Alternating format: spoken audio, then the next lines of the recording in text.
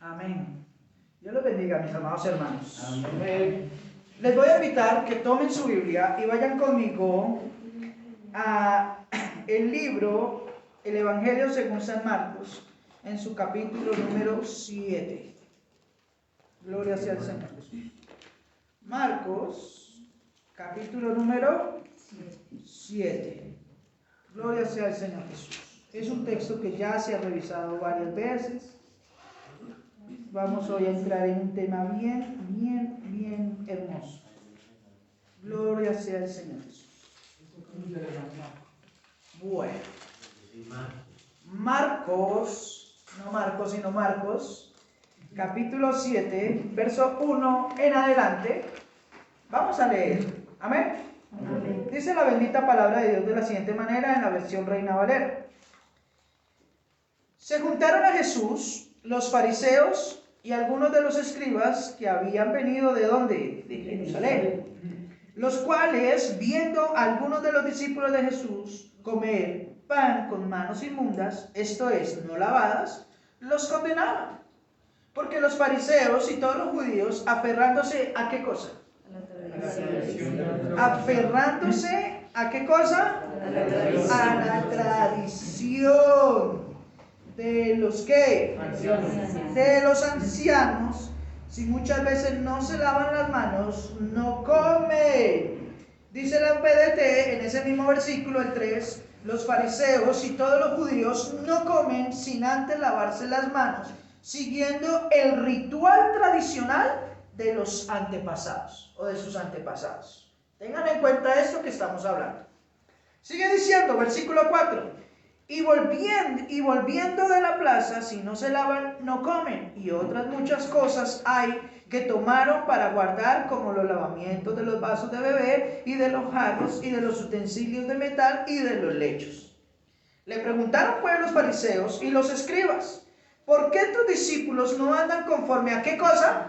A la tradición. ¿Conforme a qué cosa? A la tradición de los ancianos. Tengan en cuenta esto. Conforme a la tradición de los ancianos, sino que comen pan con sus manos inmundas. Respondiendo Jesús les dijo, versículo número 6, hipócritas, bien profetizó de ustedes el profeta Isaías cuando escribió, este pueblo de labios me honra, mas su corazón está ¿qué? Lejos de mí. Pues en vano me honran, dice la Escritura, enseñando como doctrinas mandamientos de hombres, porque dejando el mandamiento de Dios, se aferran a la tradición de los hombres, los lavamientos de los vasos, de los jarros, de los vasos de beber, y hacéis muchas otras cosas semejantes a estas. Les decía, bien ustedes invalidan el mandamiento de Dios para guardar vuestra tradición. ¿Vuestra qué? Tradición. Porque Moisés dijo, honra a tu padre y a tu madre, y el que maldiga a su padre y a su madre muere irremisiblemente. Pero ustedes dicen, basta que un hombre le diga a su padre o a su madre que es corbán, ¿cierto? Es decir, que quiere decir mi ofrenda a Dios, todo aquello con que yo pudiera ayudarte, y no le dejan hacer más por su padre y su madre, invalidando ¿qué cosa? La palabra. ¿Invalidando qué cosa? La palabra de Dios. Con vuestra ¿qué? Tradición, que también han transmitido, y muchas cosas semejantes a estas hacéis. Hasta ahí. ¿Qué palabra se repitió varias veces en este texto? Tradición. ¿La tradición de qué? De los hombres. También doctrinas de hombres. Amén. Nosotros estamos viendo un tema llamado Conociendo a Dios, y hemos visto varias cosas bien interesantes, las cuales hoy no mencionaré por cuestión de tiempo, ya son demasiadas, ya no hacer un resumen es un poco complicado. Solo hablaré de la última que hicimos hace 8 días, que fue el buen pastor. Una hermosa enseñanza que nos habla de cómo el Señor le demanda al pueblo de Dios y sobre todo a los que lideran, que hagan un buen ejercicio del pastorado, porque de cierto Él traerá una paga terrible sobre los pastores que no son pastores sino asalariados, que se benefician de la gente, que explotan a la gente, que la manipulan, así como lo hacían en los tiempos pasados. ¿Amén? Y hablaba de cuáles son las condiciones de un buen pastor y qué es una oveja, qué son las ovejas, qué es el redil, que muchos no sabían o no sabíamos, aprendimos hace 8 días. Bueno, y cosas como estas. Y hablaba y terminamos con ese Salmo 23, donde la Escritura dice que por encima de estos hombres humanos está nuestro gran Dios, nuestro eterno Dios y Salvador, que es nuestro buen pastor, el gran pastor de las ovejas. Amén. Gloria. Y que nada nos faltará si decidimos confiar en Él. Hoy vamos a ver un tema bien interesante. Conociendo a Dios, su ley.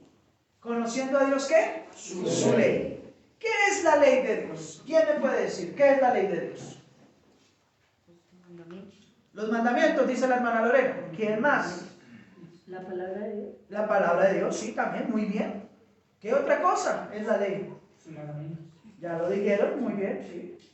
¿Qué más?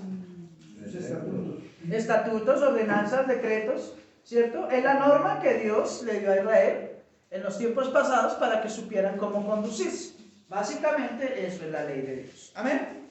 Ahora, hay un gran problema en el mundo cristiano actual. El mundo cristiano actual está sufriendo de la invasión de falsas doctrinas y de falsas herejías en medio de la iglesia.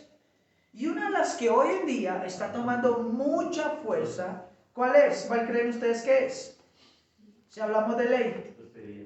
¿No? Si hablamos de ley. No, eso ya es viejo. ¿Cómo es la pregunta, pastor? Dígalo fuerte. El judaísmo. El judaísmo. Una de las doctrinas que hoy, ojo a esto, herejes que se están introduciendo hoy en día en el cristianismo muy fuerte es las doctrinas judaizantes o las doctrinas israelitas. Tanto así que ya hay congregaciones que se denominan Iglesia Cristiana Israelita de los últimos tiempos. Por acá, aquí abajo hay una. En Quintanares hay una así más o menos israelita. Por todos lados. Y entonces, hoy se empieza a hablar mucho en el ámbito cristiano y en diferentes lugares donde se reúne el pueblo cristiano. Ya no solamente se habla de Cristo y de la gracia, sino que ahora también se habla de la ley, de Moisés y de todos los requerimientos de la ley. Y eso está haciendo un daño grave en el cristianismo. ¿Por qué, mis amados hermanos? Vamos a dejar claras varias cosas. Número 1, nosotros, los cristianos, somos seguidores ¿de quién? De Cristo. ¿O de Moisés? ¿De cuál de los dos? De Cristo. De Cristo, ok. Y somos seguidores obedientes a los mandamientos ¿de quién? De Cristo. Lo que pasa es que muchos no entienden que en el Antiguo Testamento Dios dio leyes y mandamientos a través de su siervo Moisés a los israelitas. Leyes que, como ya hemos estudiado en algunas partes de los estudios que hemos hecho como iglesia, ¿cierto? Son leyes que se dividen en 3 categorías: leyes civiles o sociales, leyes sacerdotales o de culto y las leyes morales. En esas 3 categorías están divididas las leyes del Antiguo Testamento.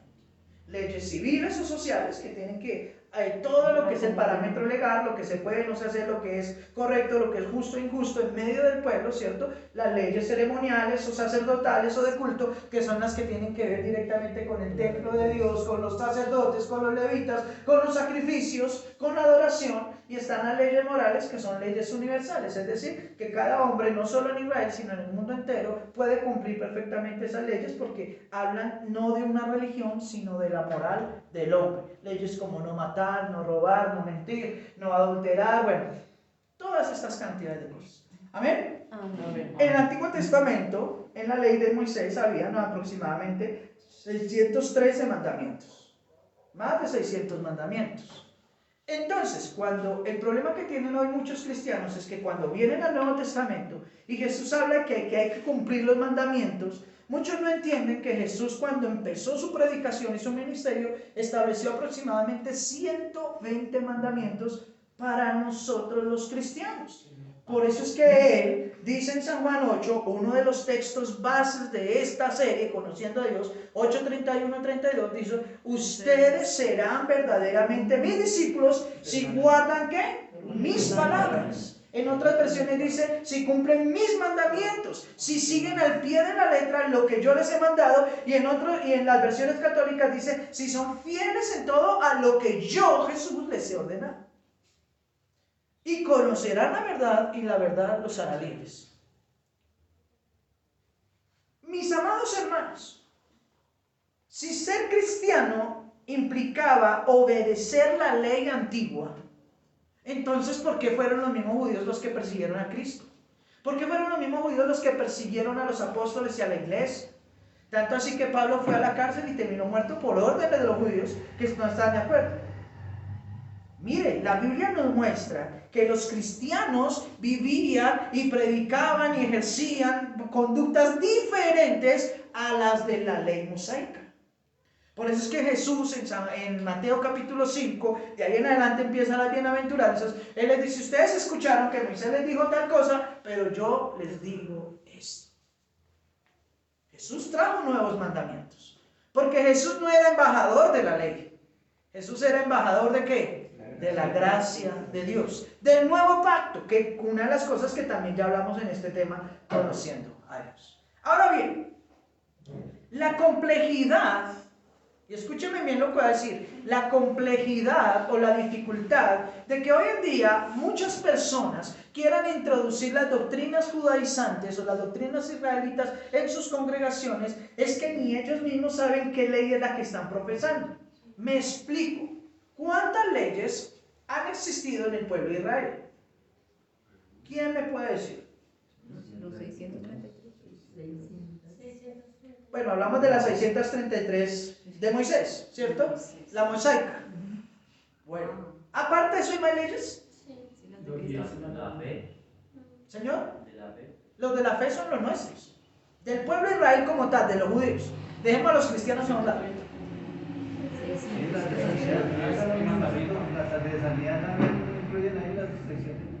Sí, todo eso se concluye. Bueno, entonces hoy vamos a hacer un pequeño estudio. Digo pequeño porque esto es muy largo y extenso, pero un pequeño estudio como para que usted vaya teniendo una idea de qué era lo que creían los judíos y por qué Jesús viene en San Marcos capítulo 7 y los confronta y les dice: mire, es que Jesús no le dijo, ustedes están enseñando la ley de Moisés. Varias veces en este texto que acabamos de leer, Jesús le dice: ustedes están enseñando ¿qué? ¿Y doctrinas de qué? De hombres. Le están enseñando al pueblo sus tradiciones, sus doctrinas, no la ley de Dios, no el mandamiento de Dios. Y ese es un gran problema que tienen hoy muchos cuando quieren hablar de la ley, que a veces hablan de leyes que no son leyes de Dios, sino doctrinas de hombre. Entonces vamos a empezar a hacer un estudio y por favor los que traen apuntes, anoten todo lo que puedan.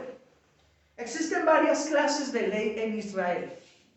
La primera de ellas, o vamos a entender algunos términos.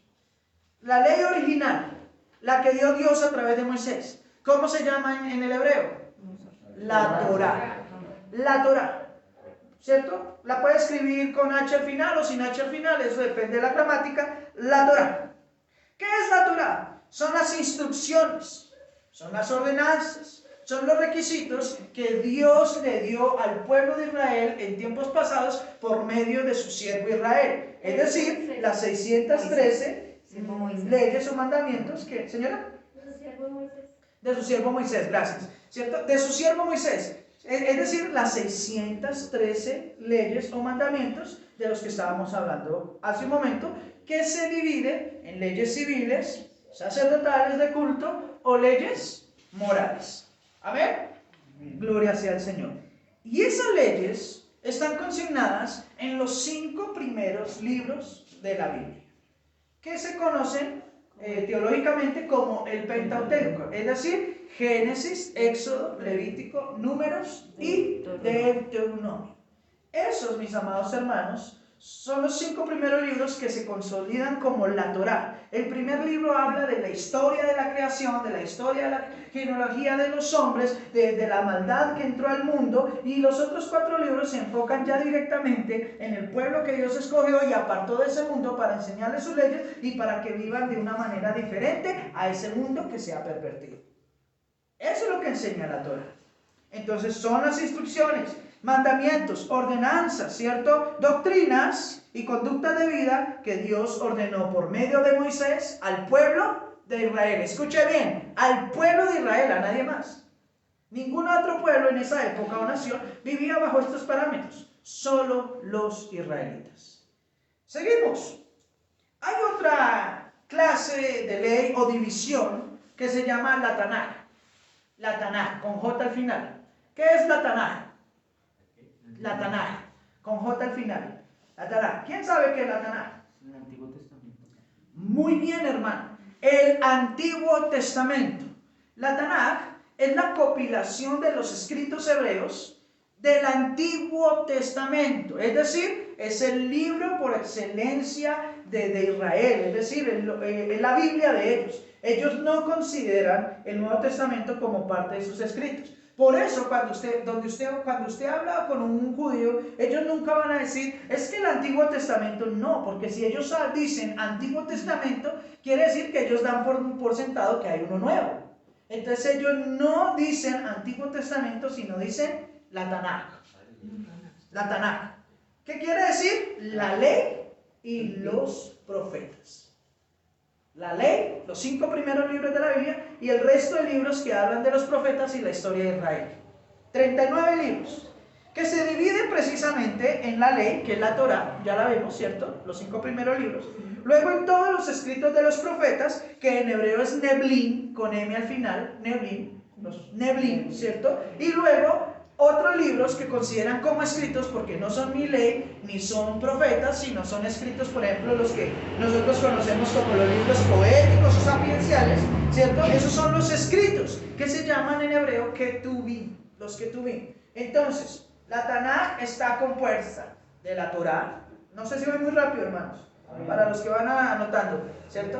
La Tanaj está compuesta de la Torá, de los profetas, que son los Neblin, y de los Ketuvim, que son los escritos, como cantar de los cantares, como el libro de los salmos, proverbios, entre otros que hay. Por ejemplo, Job también es un libro que es un escrito que no califica en esto, entonces queda como un escrito.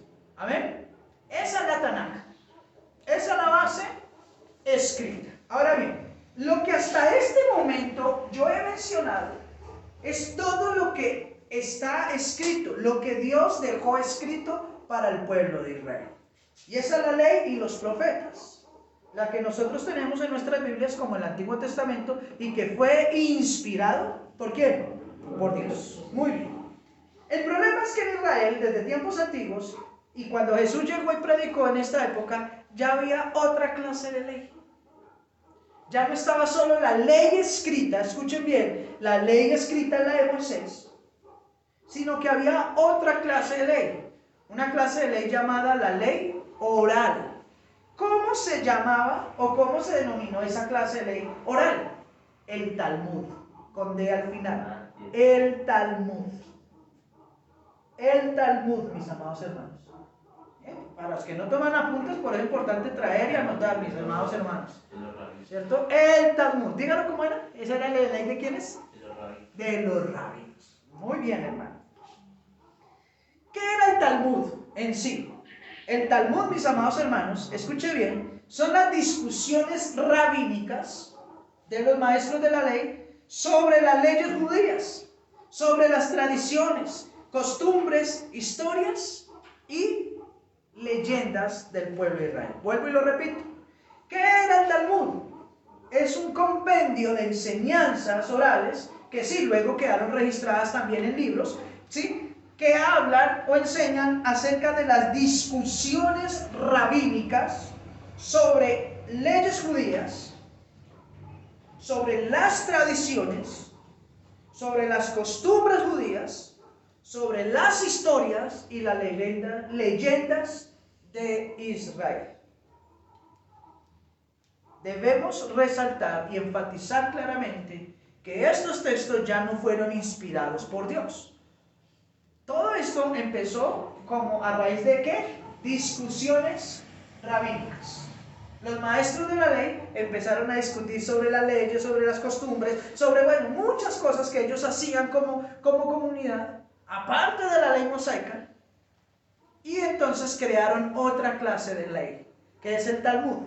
Estaba la ley escrita, que es la Torá, y estaba la ley oral, que es el Talmud. Y prácticamente esa ley es la que está atacando el Señor Jesús en el Nuevo Testamento cuando le habla a los fariseos y escribas y a los líderes religiosos. Porque viene Jesús en San Marcos capítulo 7 y empieza y dice, llega de uno de sus tantos viajes. Ya hemos estudiado este pasaje en otros aspectos, en otras enseñanzas. Y entonces los discípulos llegaron a un lugar, iban a comer, pero no se lavaron las manos. Y entonces dice que los líderes del pueblo, los religiosos, los maestros de la ley, estaban ¿qué? Condenando. Así lo dice literalmente. Y los condenaban. La palabra condenar traduce como que los estaban ya echando al infierno. Impíos pecadores, ya esos no tienen salvación porque están comiendo pan sin lavarse las manos. Imagínense donde nosotros nos fuéramos al infierno solo por comer pan sin lavarnos las manos. ¿Se imaginan cómo sería nuestra vida? Y entonces dice, ¿por qué tus discípulos, le dicen los fariseos a Jesús, ¿por qué tus discípulos, tus seguidores, no comen, no siguen la tradición de los ancianos, sino que comen pan con manos impuras? Y Jesús viene y les contesta en el versículo, permítame acá, en el versículo número 6 le dice, ¿ustedes son qué? Hipócritas. ¿Se lo dice a quiénes? A los maestros de la ley, a los fariseos. ¿Qué trabajo tenían ellos? ¿Cuál era la labor de ellos? Enseñar la ley de Dios. Enseñar las doctrinas de Dios. Enseñar la bendita palabra de Dios.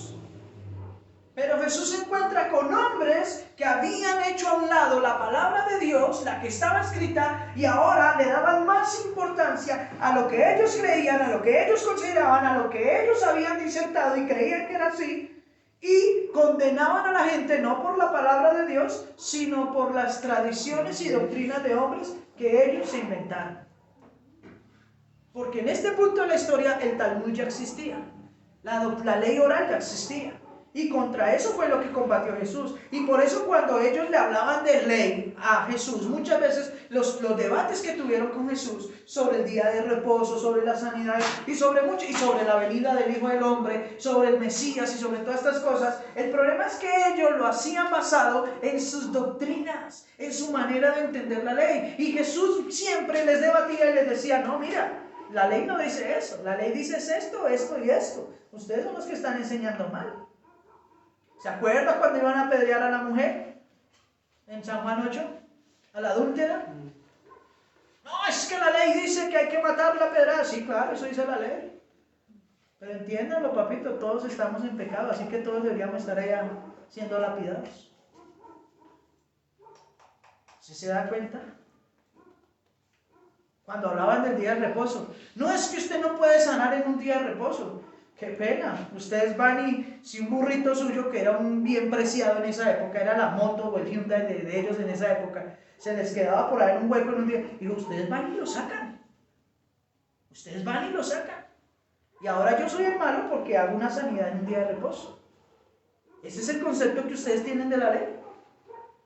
Y como él les refutó sus enseñanzas, sus doctrinas y mandamientos, y le mostró lo errados que estaban, por eso fue que ellos empezaron a perseguir para matarlo. Impresionante, mis amados hermanos. Ahora, uno diría, tremendo, pastor. O sea que está el Talmud, está la Torá, y ya sabemos que la Tanaj es la compilación del Antiguo Testamento. El Talmud no era una sola ley, sino venía de dos versiones, de dos líneas distintas. Ojo a esto, porque es que mire, aquí empieza la mezcolanza, o sea, ya habían distorsionado. Y vamos a ver por qué ya habían distorsionado la ley, ahora la enseñaban a su manera, sino que ahora el Talmud o la ley oral venía de dos versiones o de dos líneas que después se conjugaron, y eso es lo que hoy en día enseñan en el judaísmo actual. Ojo a esto, el judaísmo actual ya no enseña casi leyes antiguas, se enseña es el Talmud, que está combinado con dos líneas de enseñanza, con la línea de las enseñanzas de los rabinos que salieron de Babilonia, ¿cierto?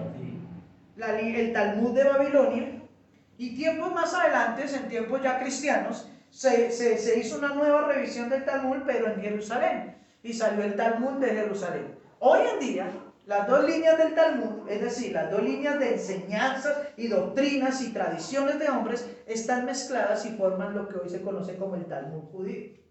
¿Qué es lo que enseñan en los judaizantes? ¿Qué es lo que enseñan las sinagogas? ¿Qué es lo que enseñan en gran parte en los lugares donde se habla del pueblo antiguo, de las leyes judaicas? Y lo peor es que no se enseña leyes judaicas y nos enseña es leyes de hombres. ¿Sabía usted eso? Ahora, vienen personas que ni siquiera conocen toda esta contextualización y reciben una enseñanza del Talmud y quieren venir y ponerla en medio de la iglesia cristiana como una enseñanza cristiana y tratan de justificarla con las escrituras. Impresionante. Estos textos, ambos fueron redactados en varios siglos, o sea, no se redactó de una vez, sino primero fue una tradición oral y después con el tiempo se empezó a escribir y a dejar compilado en escritos. Es decir, que aproximadamente esto duró, tuvo un proceso aproximado de 500, 600 años de compilación. Imagínate. Desde tiempos antes de Cristo hasta tiempos después de Cristo se compiló y se redactó por diferentes rabinos, por diferentes sabios de la época, se fue escribiendo el Talmud. Lo interesante es que por generaciones de sabios, de rabinos de la antigüedad. Ojo a esto. El problema era que un rabino antiguo pudo haber dicho una cosa y el rabino nuevo que ya empezó, entonces dijo, no, a nosotros ya nos parece que esto hay que modificarlo. Entonces el Talmud ha tenido modificación tras modificación tras modificación, hasta cuando quedó compilado en un tomo escrito. Tremendo. Y de eso hoy se basan para refutar a Cristo, de escritos de hombres que no fueron inspirados por Dios. Esa es la importancia de que cuando tú estudias textos como estos, sepas y me digas, bueno, ahí dice tradición de ancianos. Vamos a ver qué son las tradiciones de ancianos. Y cuando usted empieza a escarbar, ¡wow! Se encuentra con todo esto que les estoy diciendo. Seguimos, mis amados hermanos. El contenido del Talmud se divide en dos categorías. El contenido del Talmud, es decir, todo lo que hay escrito, se divide en dos categorías principales. La primera de ellas, la alahak, es A-L-A-H-A-J. La alahak. La primera de ellas es la alahak. No sé si lo pronuncie bien, yo no soy hebreo ni judío, hermanos. Perdónenme la pronunciación. Lo pronuncio en español, la alahak. ¿Qué es la alahak? Es todo el código legal y penal de la ley judía. Todo el código de ley penal y jurídico de la ley judía. Es decir, son las leyes sociales, por las cuales lo llevan a uno a la cárcel o a la muerte, bueno, todo eso, según es el sistema judicial de Israel, por decirlo de alguna otra manera. Esa es el alajá, el código legal o penal de la ley judía. Y está la otra rama del Talmud, que es la halagat. Entonces ya no es con J al final, sino con D al final. Halagat. Halagat. Y no con J, sino con G. Con G y D. Halagat. ¿Qué es la halagat? Es la otra parte de la ley en la que están resumidas y compiladas, escúchenme bien, historias de vida según la ley. ¿A qué le suena eso si lo llevamos al contexto cristiano? Historias de vida. Testimonio. ¿Y cuál es la otra palabra? Tradiciones. Las experiencias. Hoy en día, en medio del cristianismo, la gente le cree más a un testimonio, a una experiencia, que a la palabra de Dios. Hoy hay lugares donde dedican gran parte de la reunión es a los testimonios, a las experiencias. Ahora, nosotros no estamos diciendo que los hombres de Dios no tengamos experiencias o no tengamos momentos en los que Dios haga. Sí los tenemos, pero eso no se puede volver doctrina en la iglesia. Porque, por ejemplo, si Dios me sanó a mí de ser ciego y hay otro hermano que tiene una enfermedad en sus ojos, y yo le digo, así como Dios lo hizo conmigo, lo va a hacer con usted, y resulta que el hombre Dios, su voluntad no era sanarlo a él, sino dejarlo ciego. Entonces, ¿cómo va a quedar la fe de esa persona si confía en mi testimonio y no en la palabra de Dios? Wow. ¿A cuántas personas el Señor ha sanado de cáncer? A muchas. ¿Y a cuántas Él no ha sanado de cáncer? Haciéndose cadenas de oración y de ayuno, imponiendo manos, echándole aceite, y no se sana. Porque no es la voluntad de Dios que se sane. Pablo, el apóstol, oraba por personas que estaban enfermas, que tenían diferentes situaciones. Aún oró por muertos y resucitaron, y los otros sanaron. Y él se acercaba a Dios porque tenía una enfermedad y le decía, Señor, sáname. Dijo, bástate mi gloria, bástate con mi gracia. O sea, Dios usaba a Pablo para que sanara a otros, pero Pablo le pidió que lo sanara y Dios no lo sanó a él. Entonces, las experiencias y los testimonios es algo peligroso en medio del evangelio si se maneja de la manera equivocada. Porque hoy las mega iglesias están llenas, y hay que decirlo tristemente, están llenas de personas. Porque las personas generalmente van por dos cosas. Primero, el hermano Marco lo dijo hace rato, porque se les habla de un evangelio de prosperidad. Venga que Dios le va a bendecir. Y segundo, la otra área más fuerte de las mega iglesias hoy en día es sencillamente el milagro, la sanidad.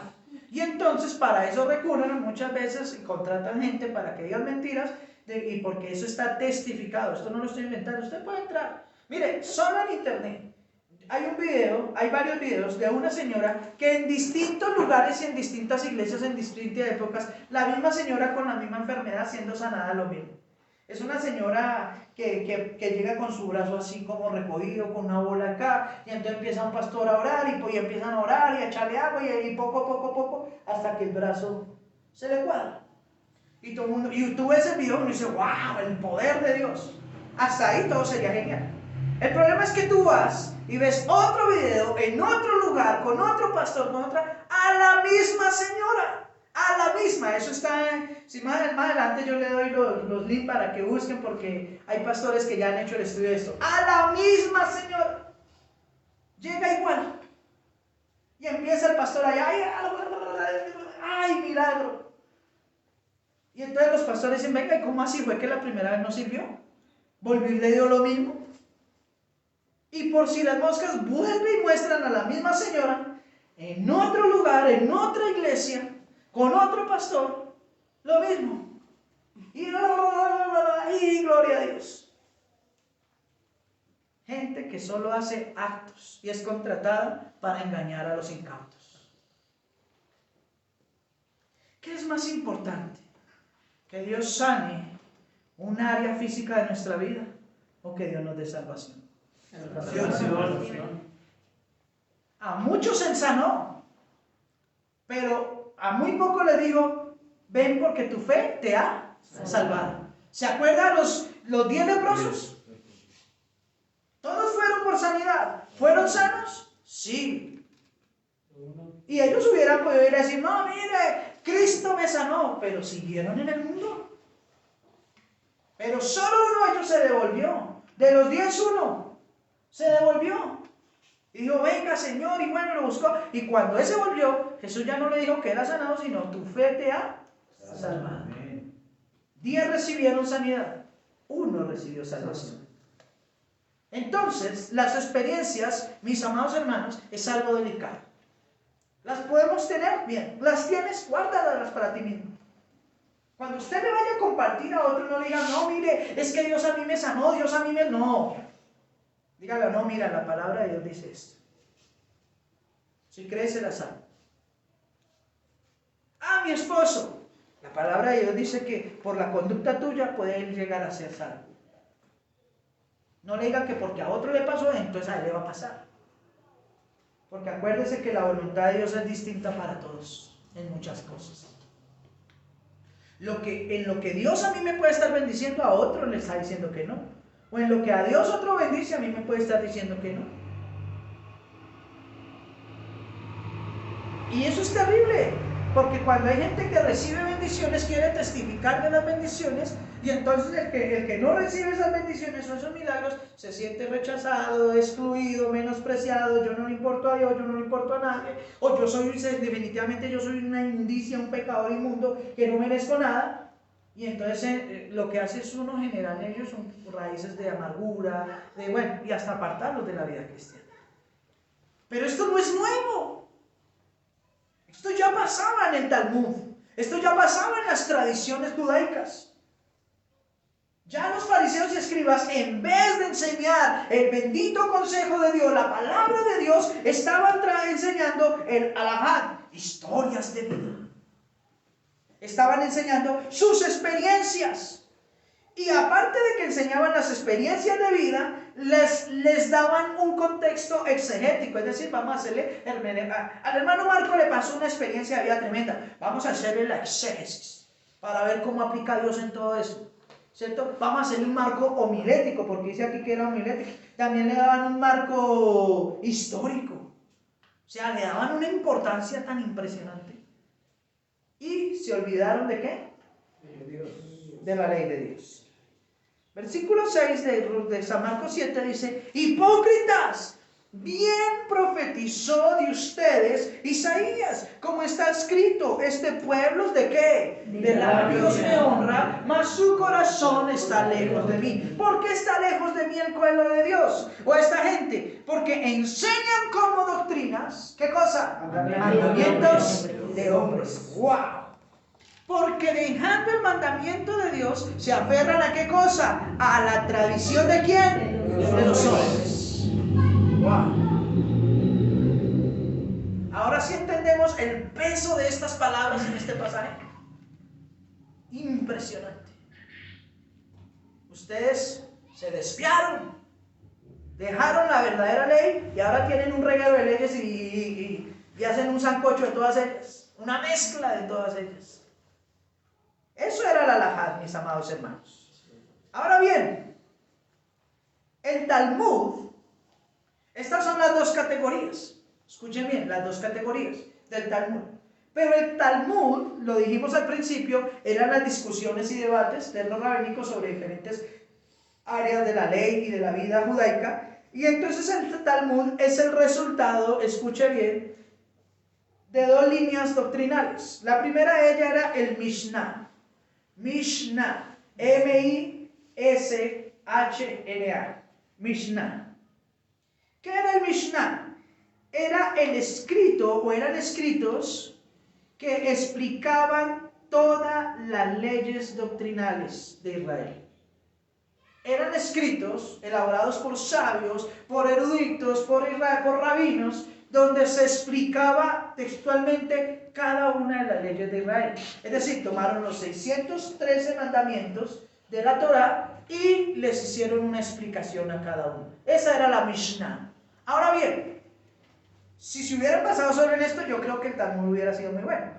El problema es el siguiente, que no solamente el Talmud es el resultado de la Mishnah, sino que aparte de eso, hicieron algo que se llama la Gemara. Gemara. Con tilde al final, Gemara. Entonces, ¿qué es la Gemara? Se hizo la Mishnah, la explicación de toda la ley. ¿Se acuerdan que cuando volvieron de Babilonia, el pueblo de Israel se reunió y Esdras y Nehemías empezaron a enseñar nuevamente la ley? Y en Nehemías 8:8 dice que entonces lo primero que hicieron fue tomar el libro de la ley. Nehemías 8:8 que dice, y leían claramente, anoten esa cita, que era lo que hacían los israelitas antiguos, y leían claramente en el libro de la ley, dándole el sentido correcto a la escritura de manera que se pudiese entender. O sea, no era lo que yo creía, sino lo que realmente decía el texto. Y así empezaron a enseñar. Y de ahí, de esa enseñanza que partió de Nehemías, que había que leer correctamente el libro de la ley y darle la orientación correcta al texto, nació la Mishnah. La Mishnah es la explicación textual de cada uno de los mandamientos de Dios. ¿Cuántas leyes hemos estado mencionando? ¿Cuántos escritos? Nehemías 8:8. Ahora, el problema es que tiempo más adelante, o tiempo después, viene la Gemara. ¿La qué? Dígalo conmigo, ¿la qué? La Gemara. ¿Y qué es la Gemara? Sencillamente lo siguiente. Son las compilaciones de las discusiones rabínicas sobre el Mishnah. O sea, los que escribieron el Mishnah hicieron un gran intento y un esfuerzo muy bueno por explicar detalladamente qué significaba cada ley judía. Pero como esa ley no le convencía a los rabinos, entonces ¿qué hicieron? Hicieron algo que se llama la Gemara, otro escrito, otra línea de enseñanza.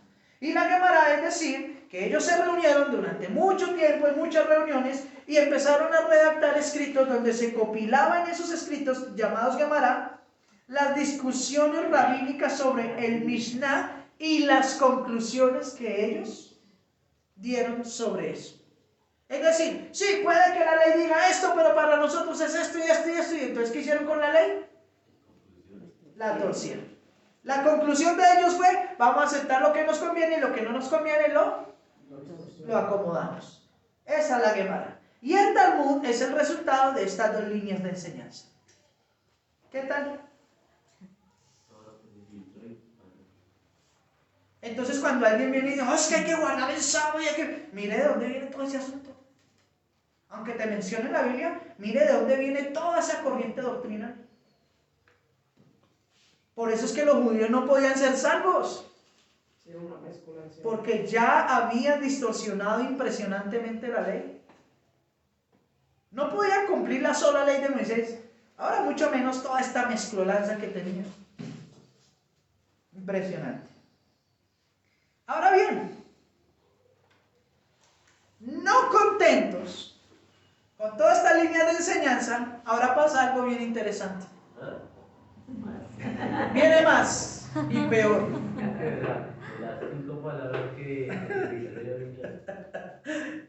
Viene algo peor. La cábala. No. La cábala o la cábala, como la quieran.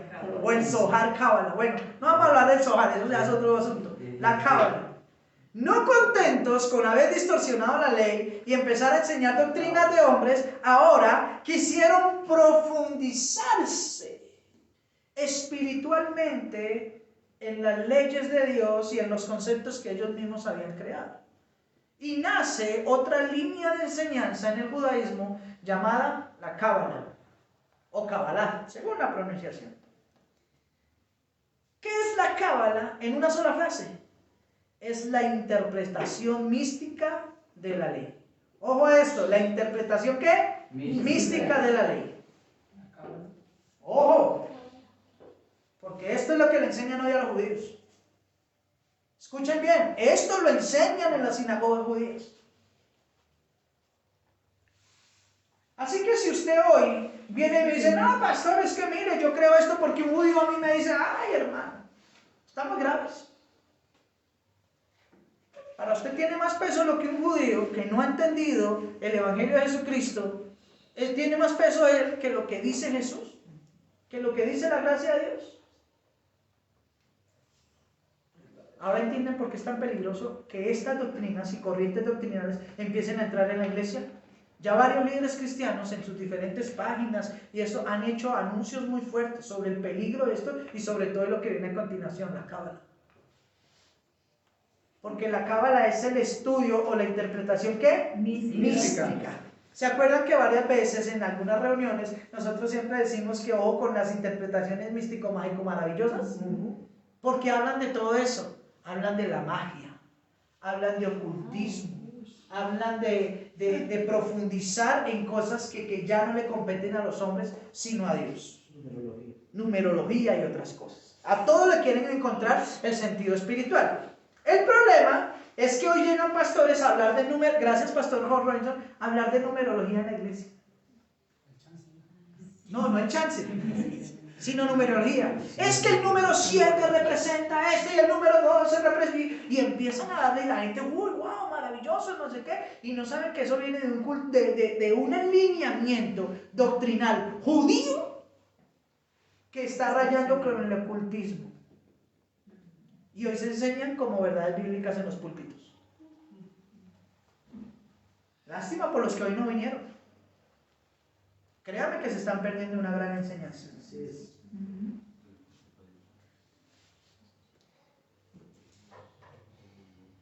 La Cábala se ocupa de investigar y analizar todo lo que es el plano espiritual y abstracto de las personas y de las cosas. ¿Sí? Obvio, usted va a investigar y va a encontrar un rollo. Yo estoy descondensando, yo les traigo una información condensada. Y por favor, si usted va a investigar a profundidad esto, espero que aquí no me llegue aquí diciendo, no, pastor, mire, que el alma y el extrasensorial, y no. No. Pídanle sabiduría al Señor cuando investiguen estas cosas. Porque son terribles. Pero como son tan terribles, también son llamativas. Aquí en nuestra congregación hay gente que a mí me ha dicho, pastor, ¿usted cuándo habla de angiología, de demoniología, de cómo son las jerarquías satánicas? Y yo, pero venga, ¿cómo así? ¿Y eso por qué? ¿Para qué es eso? No, que allá en la iglesia lo hacían y daban los nombres de los demonios, pastor. Y le dije, claro, todos los nombres de los demonios. Y yo, uy, pero venga a ver dónde, en qué Biblia, porque en esta no están. Pastor, ¿cómo así que no están? Si allá el pastor me decía los nombres de los demonios. Claro, los nombres de los demonios y todo eso están en algo que se llama la Biblia satánica. Entonces, ¿qué está estudiando ese pastor para enseñar en la iglesia? Eso no es de Dios. Eso no es de Dios. Eso es del diablo, hermano. El diablo es fuerte. Ahora muchos de ustedes entenderán porque aquí no enseñamos tantas cosas que en otros lugares enseñan y parecen como llamativas. Porque es un peligro, porque no son bíblicas y porque vienen de contextos satánicos, ocultistas, tremendo. Pero mire que este es el pueblo de Dios. Yo no les estoy hablando de cristianos, son de los judíos, de los poseedores de la ley, de los que dicen que son el pueblo de Dios sobre la tierra. Miren los distorsionados que iban. Y Jesús le dijo, ustedes son unos hipócritas. Ustedes de labios me honran. Ay, sí, somos hijos de Dios. Pero él en el capítulo 8 de Juan le dice, ustedes no son hijos de Dios, sino ustedes son hijos de vuestro padre, el diablo. Porque en las cosas del diablo es que ustedes andan, en la porquería, en el ocultismo, en el robo, en el adulterio, en el suicidio, en todas esas cosas. Ahora va entendiendo por qué a Jesús lo querían lo crucificaron y por qué perseguían a la iglesia. Porque la iglesia siempre enseñó un evangelio limpio, un mensaje bíblico, no contaminado, no mezclado. Era la doctrina de Dios y nada. Aun cuando Pedro, Juan, los apóstoles y Jesús enseñaban sobre la ley, enseñaban sobre la limpia ley de Dios, sobre lo que realmente estaba escrito, no sobre las tradiciones de hombres. ¡Wow! Ojo a esto. La Cábala se basaba en hablar sobre las sanidades de las personas, de los diferentes procesos que tenían que hacer, hacían ritos y todo para que las personas fueran sanas de distintas cosas. Eso hasta el día de hoy lo habla. También habla de los diferentes ritos que tienen que hacer para las plegarias. Cuando Jesús claramente dijo no hagan vanas repeticiones, en el Antiguo Testamento no decían que habían que recitar repetidamente, ellos ahora establecen plegarias que escriben y la gente lleva en sus libros y todo y repite, son esas plegarias. Ustedes han visto cuando la gente llega al muro de las lamentaciones y llegan con un librito, que muchas veces la gente piensa que es la ley, no es la ley, son estas porquerías. Y empiezan a recitar las plegarias que están ahí y hacer así en el muro. ¿Y ustedes creen que esas oraciones van a ser escuchadas por Dios? Si son declaraciones escritas de hombres y que tienen un contenido torcido y ocultista.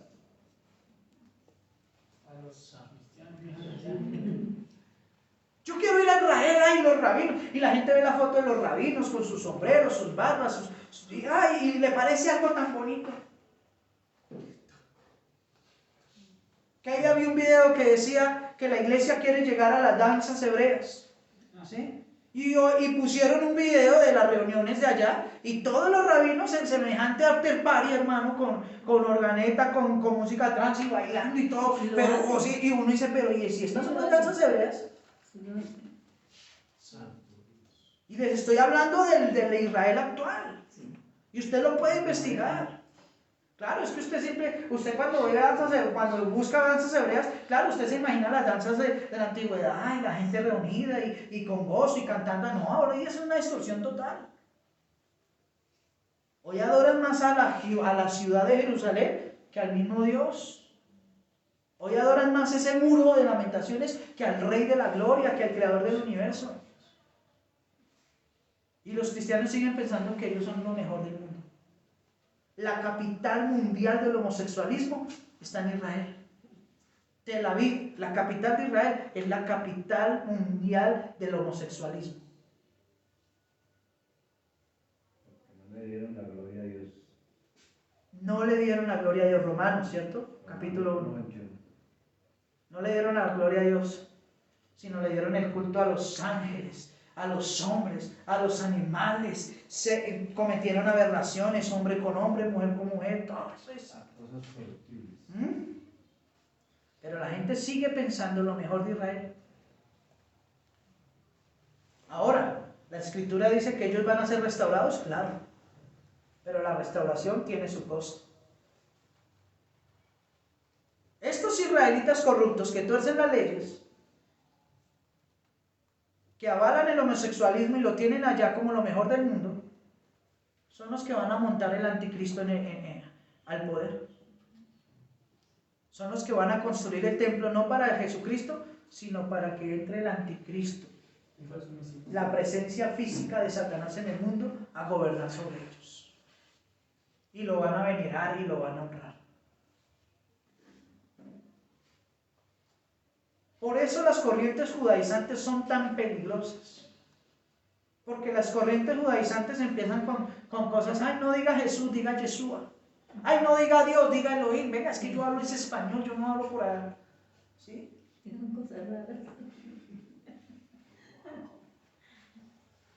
Y entonces poco a poco, ellos sí hablan de Cristo, pero dicen el Mesías, es que el Mesías va a volver. Prácticamente están negando que haya venido, sino que va a venir.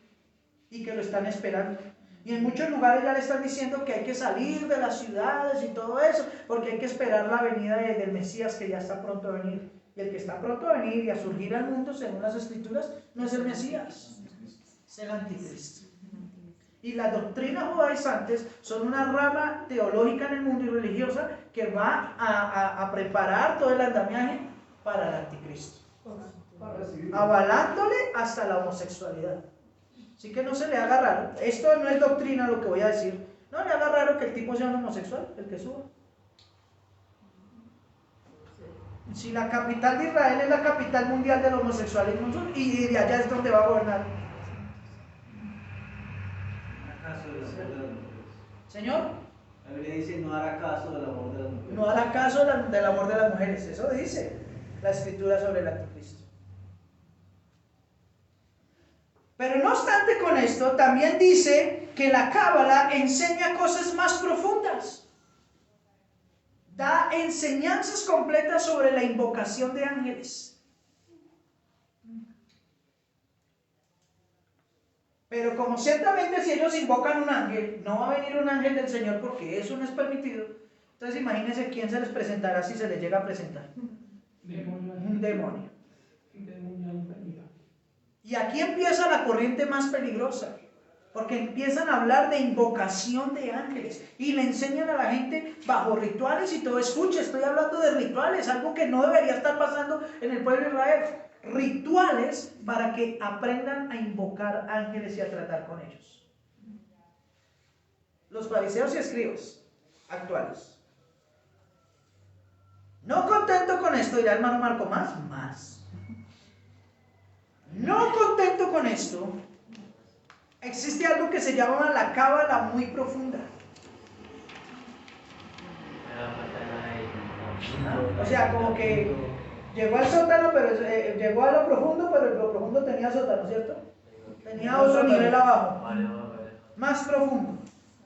La cábala profunda trata de todo lo relacionado o las doctrinas a través de las cuales se pueden, escucha bien lo que voy a decir, investíguelo y dése cuenta, Según los mismos rabinos, yo el estudio que hice lo hice escuchando a rabinos confirmados de Israel. No menciono nombres porque la vez pasada mencioné un nombre y me bloquearon las predicaciones. A través de la cual se pueden crear objetos, prácticas y doctrinas y rituales a través de las cuales se pueden crear objetos, animales o incluso seres humanos. ¿Cómo? ¿La qué, hermana? ¿Usted sabe quiénes son los científicos que están a cargo del estudio de la clonación de seres humanos? Los judíos.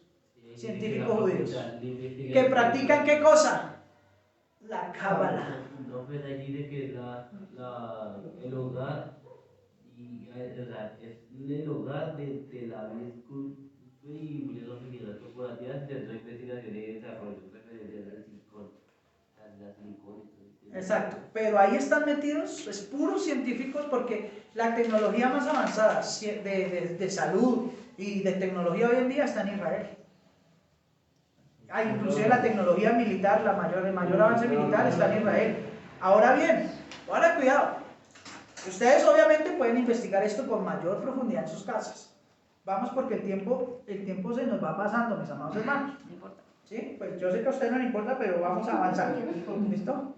Ahora, dice aquí que pueden crear, es que ni siquiera dice hacer. Las doctrinas de la cábala dicen que si uno estudia profundamente, y eso ya no lo pueden hacer todos, sino ciertos ámbitos, ya las jerarquías de los rabinos, ¿cierto? Y ciertas personas avaladas por ellos, no dicen pueden hacer, pueden crear. Si el único creador es Dios. Pero dice, pueden crear objetos, animales e inclusive seres humanos.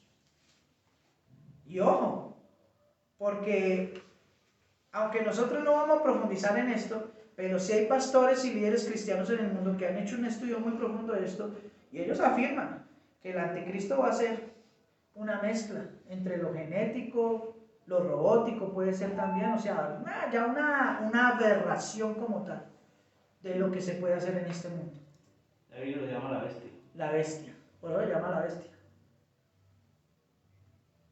Es un hombre, sí, pero un hombre modificado, creado, ¿bajo qué contextos? Impresionante. Hermanos, de solo pensarlo a mí me da... Digo, cosa, ¿cierto? El doctor aquel famoso, ¿no? Me da cosa. Crear seres humanos. ¡Wow! Esto lo creían, lo practicaban y lo siguen creyendo y lo siguen practicando los rabinos. Ellos mezclan las enseñanzas místicas, es decir, la unión del alma, la magia, la divinidad y aspectos ocultistas, lo mezclan con las enseñanzas textuales del Antiguo Testamento, de la Torá. Vaya conmigo a 2 de Pedro, capítulo 2.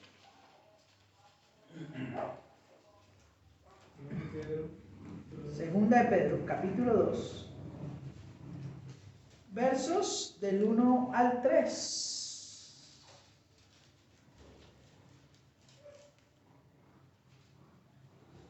Algo que disertamos hace algunas semanas en los jueves, hablamos de esto.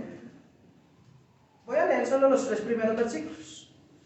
El apóstol Pedro le dice a la iglesia cristiana del primer siglo lo siguiente: pero hubo también falsos ¿qué? Profetas entre el pueblo, como también habrá entre ustedes falsos ¿qué? Maestros. ¿Que harán qué cosa? ¿Que harán qué? Introducirán abiertamente ¿qué cosa? ¿Qué es una herejía? ¿Qué es una herejía, mis amados hermanos? Falsas enseñanzas. Es algo que va en contra de lo que Dios ha dicho. Por ejemplo, Dios dice, la salvación es por... Dígalo fuerte, ¿por qué? Gracias. Entonces, ¿cuál es la herejía? Por obras. Cuando alguien dice que la salvación es por obras, eso es una herejía, porque la Biblia no dice eso. La Biblia dice que la salvación es por gracia. Así y después seguir dando más ejemplos, ¿no? Bueno. Entonces, introducirán encubiertamente, es decir, no, hermano, les voy a traer una herejía, no. Ellos vienen y tratan de darle una pinta o una imagen de que es cristiano. Recuerde que Jesús dice también, y las escrituras dicen, que los falsos profetas en realidad son ¿qué? Lobos rapaces disfrazados de ovejas.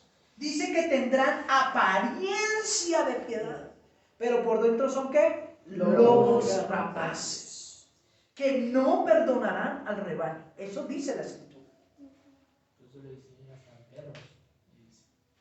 Tremendo. Esto, hermanos, a usted debería estarle causando la misma sensación que yo tengo. No, hermano, ahí sí, tremendo. Y negarán aún al Señor que los rescató, atrayendo sobre sí mismos ¿qué? Destrucción repentina. La PDT dice en el mismo texto de la siguiente manera: en el pasado hubo falsos profetas entre el pueblo de Dios, así como también los habrá entre ustedes.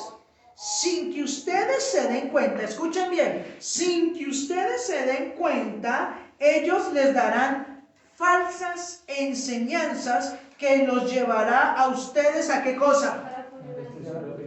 Dígalo, ¿a la qué? A la condenación, dice la PDT, lo estoy leyendo en la PDT. ¿Que los llevará a quiénes? A ustedes, a la condenación.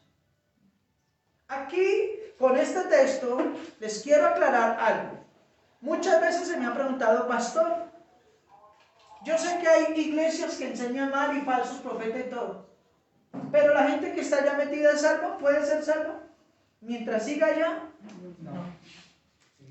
¿Lo digo yo? Aquí lo está diciendo la escritura. Dice así en la versión PDT, que está un poco más clara. Dice, así como también habrá entre ustedes, sin que ustedes se den cuenta, ellos les darán falsas enseñanzas que los llevarán a ustedes a la condenación.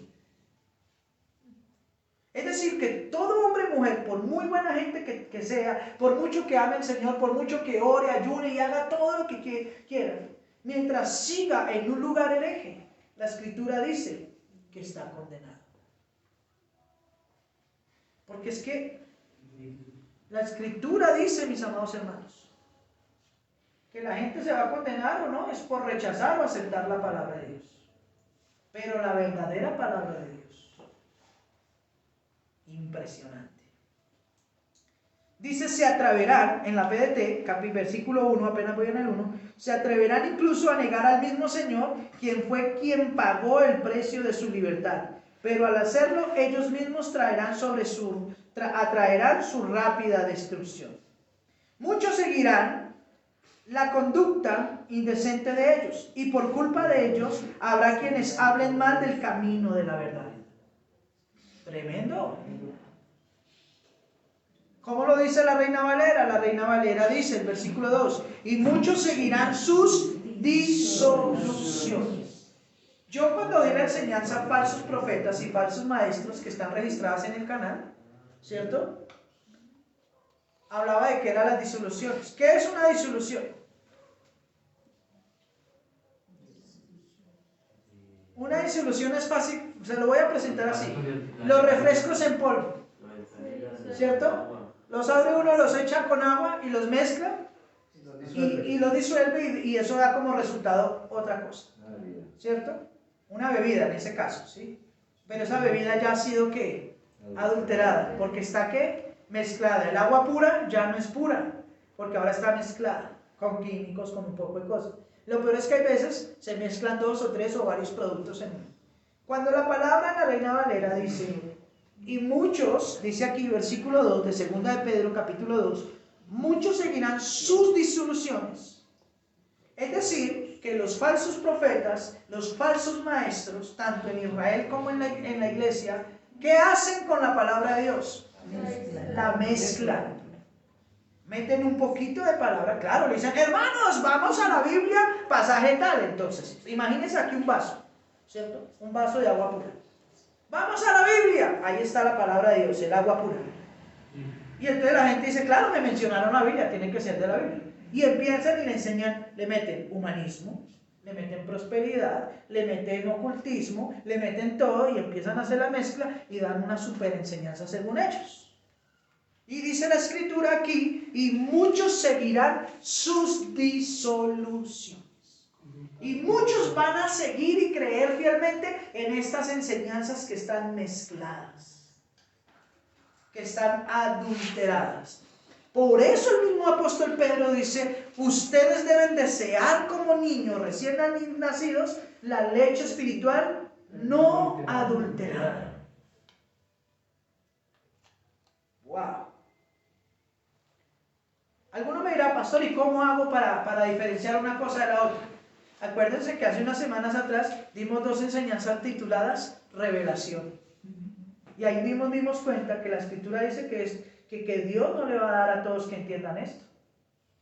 Y ustedes que están aprendiendo estas cosas y están en una iglesia de sana doctrina, y los hermanos que quizás nos vean en el video y hagan parte de una iglesia de sana doctrina, Jesús lo dice en esa enseñanza, lo dice en Mateo y en otras enseñanzas, ustedes deben sentirse como privilegiados, afortunados de que a ustedes sí les es dada a conocer la verdad.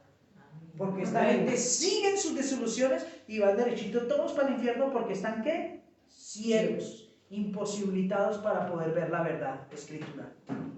¡Wow! El versículo 3 dice, bueno, sigamos en el 2. Muchos seguirán sus disoluciones y por seguir esas malas enseñanzas mezcladas de tantas cosas, el camino de la verdad será ¿qué? Blasfemado. ¿Cuánta gente no hay hablando, maldiciendo del cristianismo? Porque claro, el de afuera, aunque no tiene a Cristo, se para desde afuera y mira a toda esa gente y dice, ¿estos locos qué están haciendo? Y el que no tiene a Dios, aún en su ignorancia, se para y dice, eso no es de Dios. Oiga, venga, supongámoslo, nena, venga, pero usted no se da cuenta que la están robando.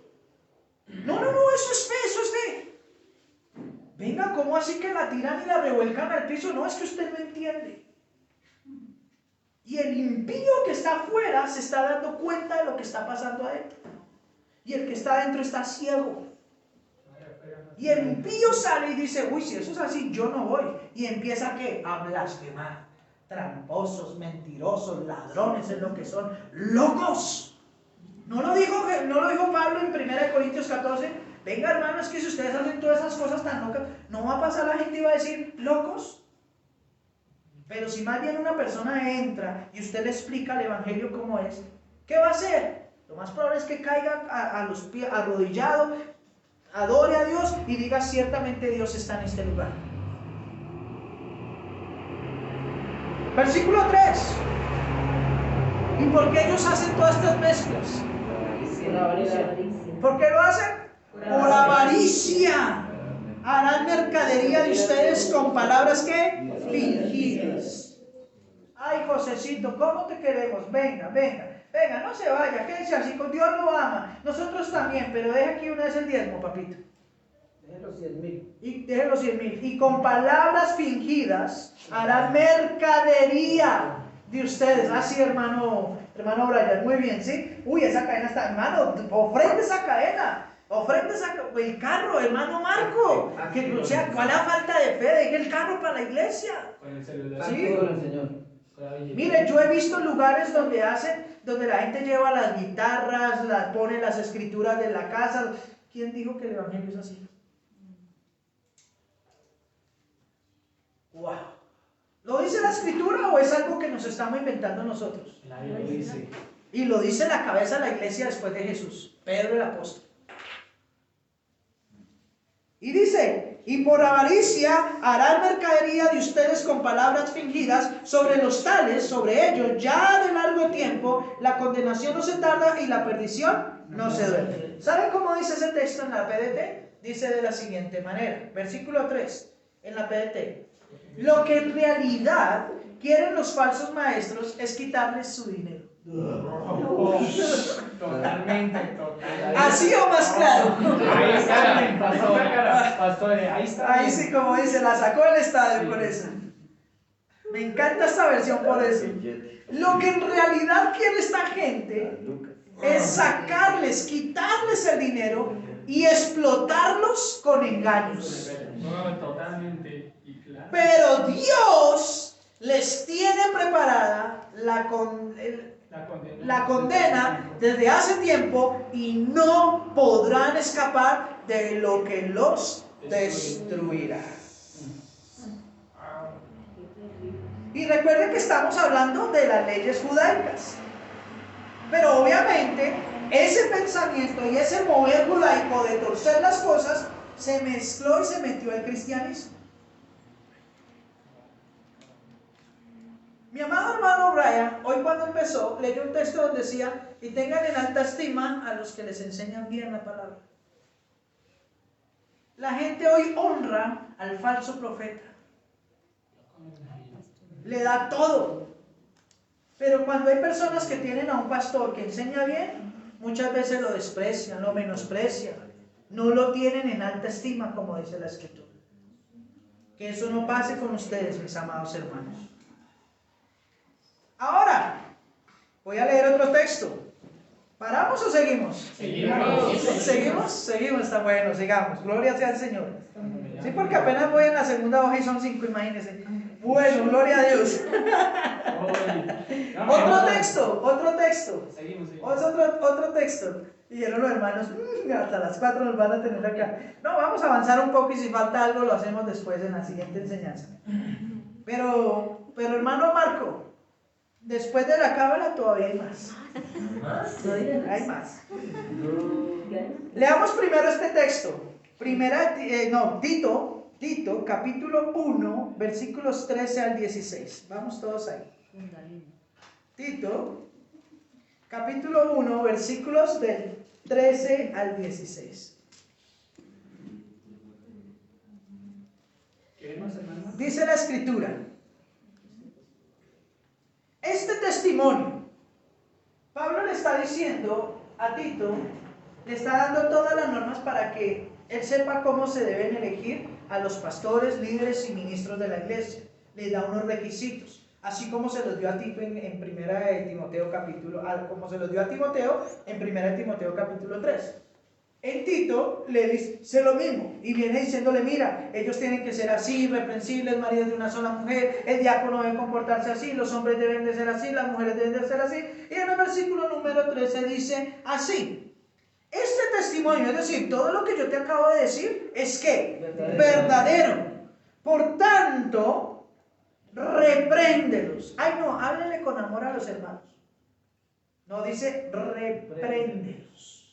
Suavemente, duramente. ¿Para qué? Para que sean sanos en la fe. ¿Para que sean qué? Sanos. ¿Qué quiere decir sanos en la fe, hermano? Para que no sean como, digamos, engañados, un ejemplo así. ¿Para que no sean qué? Engañados por pastores que por profetas no. Eso quiere decir que hay gente que está enferma en la fe, que aman a Dios y enseñan la Biblia, pero están ¿qué? Enfermos. Y enseñan son puras enfermedades espirituales. Para que sean sanos, limpios, puros, íntegros en la fe. En la palabra de Dios. Sigue diciendo en la Reina Valera: no atendiendo a qué. A fábulas. Díganlo fuerte, no atendiendo a qué. A fábulas. ¿A cuáles fábulas? Judaicas. ¿A cuáles? Judaicas. Estamos mirando toda esa distorsión que tenían los israelitas. Y estamos mirando que Jesús le dijo: ustedes son hipócritas porque es una cosa la ley de Dios, que es la real, y ustedes están enseñando otra que no es la real. Ahora viene el apóstol Pablo y le dice a Tito: tenga mucho cuidado. Hay que a la iglesia hablarle duro y a los hermanos que van a liderar que sean sanos en la fe y que no atiendan ¿qué? Fábulas, cuentos judaicos. Es decir, toda esta porquería que se inventaron los judíos. diciendo que son el pueblo de Dios, no atiendan eso. No, hermano, es que hay que guardar el sábado. No lo atiendan. No, hermano, es que la ley, no lo atienda. Usted es cristiano, usted es embajador de la gracia de Dios. Usted no está hablando de la ley mosaica ni de toda esa artimaña que ellos ya se inventaron después, sino que usted está hablando es del evangelio de Jesucristo. Usted ya no está hablando de la salvación por obras de la ley, sino la salvación por la gracia de Dios. Gloria a Dios. Debemos ser embajadores de la gracia. Así que cuando una iglesia empieza poco a poco a dejar que estas doctrinas judaicas empiecen a meterse en la iglesia, mire la distorsión a la que pueden llegar. Y ahí no está Dios. Y Pablo le advertía, dice, no atendiendo fábulas judaicas ni a mandamientos de qué. De hombres. ¿Y no fue lo mismo que Jesús le dijo a los fariseos? ¿Ustedes enseñan mandamientos de hombres? Ahora Pablo se lo recuerda a Tito y le dijo, ojo, pilas con esas enseñanzas judaicas, ojo, pilas con esos mandamientos de hombres que ellos inventaron. Y le sigue diciendo,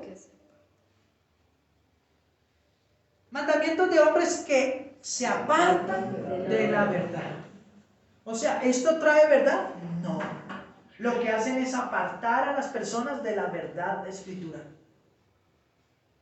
Y el texto 16 dice, el 15, gracias, dice, todas las cosas son puras, me encanta, lo quise incluir por eso, todas las cosas son puras para los puros, más para los corrompidos, los malos, los dañados de mente, ¿cierto? E incrédulos, nada es puro, pues hasta su propia mente está y su conciencia están corrompidas. Ellos, los israelitas, profesan conocer a Dios, pero con sus hechos lo niegan, siendo que buenas gentes, ¿cierto? Llenos de Dios, ¿no? ¿Qué dicen que son? Abominables, rebeldes, reprobados en cuanto a toda buena obra. ¿Todavía queremos seguir buscando doctrinas judaizantes? Seguir la conducta de un pueblo que decía ser de Dios, y Jesús le dice, ustedes no son de Dios sino vuestro padre el diablo. ¿Cómo lo dirá la PT? Miremoslo en la PT. Dice así, lo que el profeta dijo, desde el verso 3 en adelante, lo que el profeta dijo es cierto, así que corrígelos con firmeza para que su fe se fortalezca. De esa manera ellos no prestarán atención a las leyendas judías. Recuérdense que aquí acabamos de hablar que muchas de las cosas en las que ellos se basan son leyendas también. Leyendas judías, ni a reglas inventadas por los que le dan la espalda a la verdad. Para los de corazón puro, todo es puro. Pero para los que están llenos de pecado y no tienen fe, nada es puro. Por el contrario, su manera de pensar y su conciencia están corrompidas. Dicen que conocen a Dios, pero todo lo malo que hacen demuestra que no lo aceptan. Son muy malos, se niegan a obedecer y no son capaces de hacer nada bueno. Y está hablando de los judíos y de las doctrinas judaicas. ¿Llamaremos nosotros bueno a lo que Dios ha determinado que es malo? Yo espero que esta enseñanza le esté edificando su vida. Amén. Amén. Aparte de, ya vimos la Torá, la Tanakh, el Talmud, sus divisiones, el Mishnah, el Gamará, ¿cierto? Me corrigen si me equivoco. Ya vimos ahora la Cábala, y eso que la Cábala vimos algo muy poquito porque esto es algo tan feo que no quiero ahí que nos dediquemos mucho a eso, ¿cierto? Pero había que mencionarlo. Aparte de eso, hay otra línea doctrinal y otra corriente que es la que casi que hoy manda en todo Israel actual, y es el siguiente, el Shulchan Aruch. Shulchan, S-H-U-L-J-A-N-A-R-U-J. Shulchan Aruch. Se lo vuelvo a deletrear. Por favor. S-H-U-L-J-A-N.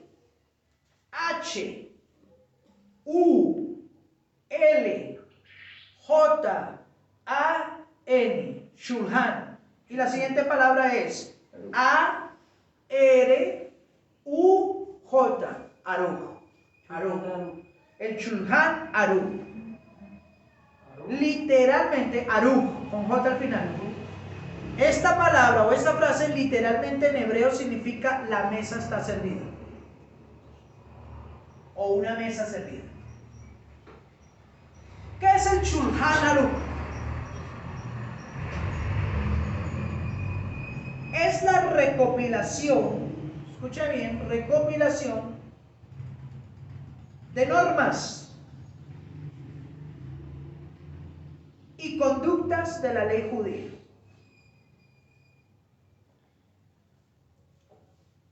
Es la recopilación de normas y conductas de la ley judía. Extraídas, es decir, todo lo que la investigación y lo que esto recopila se extrajo de la Torá, la ley de Moisés, y del Talmud, la ley de los hombres. De las leyes anteriores. Exacto.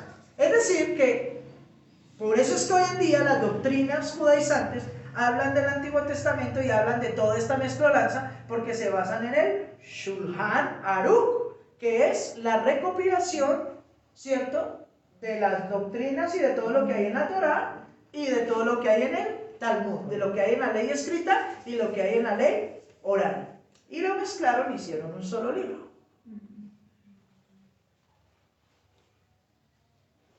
Este libro fue escrito por el rabino Joseph Caro. Joseph, con F al final. Joseph. Sí, como si uno escribiera Josefo, pero sin la O al final. Joseph.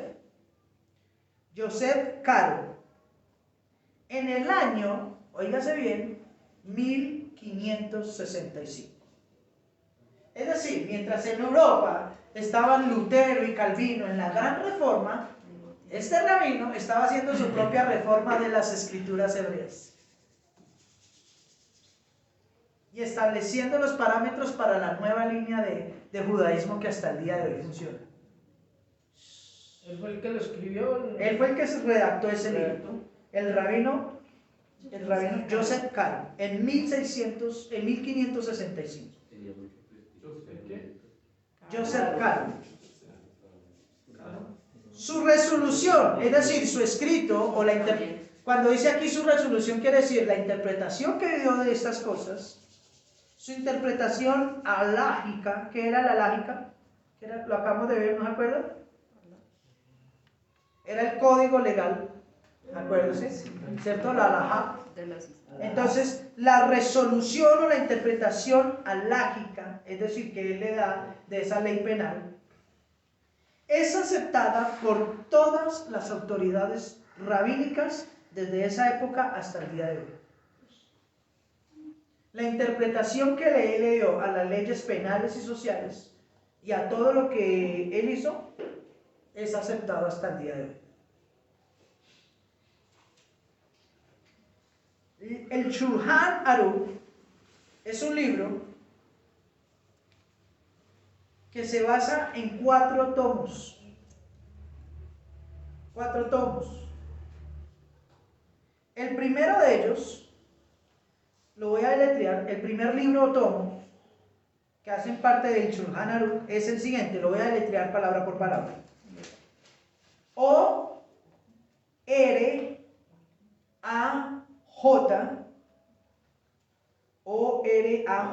eso es una palabra, y la siguiente es otra palabra, J-A-I-M. J-A-I-M. Es decir, Orach Yaim o Jaim. Orach Jaim o Yaim. Bueno, ¿sí? Cuando estudiamos hebreo podremos pronunciarlo bien, pero así es.